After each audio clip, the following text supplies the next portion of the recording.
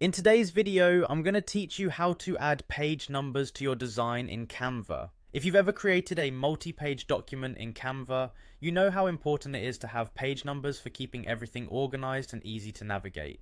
So let's dive into the simple steps to get page numbers added to your project. First things first, head over to canva.com. If you're not already logged in, you'll want to sign in by clicking the login button on the upper right corner of the home page.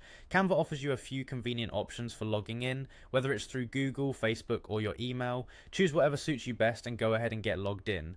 Now that you've gained access to your Canva account, take a look at the left corner of your screen. You'll see three horizontal lines. Click on these to open the menu, then click on Create a Design.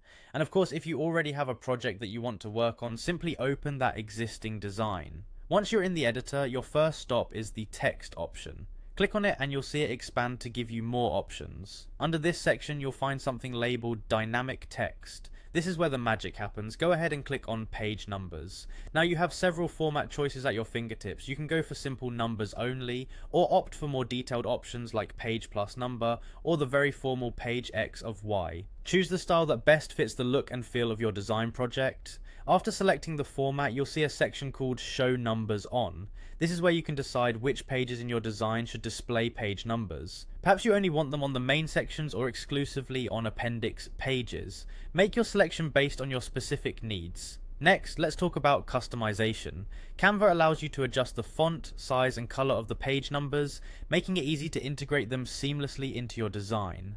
This is your chance to let your creativity shine and ensure the page numbers match your overall theme. Before you wrap things up, take a moment to check the preview of your work. It's a great opportunity to see how everything comes together and make any last minute adjustments if necessary.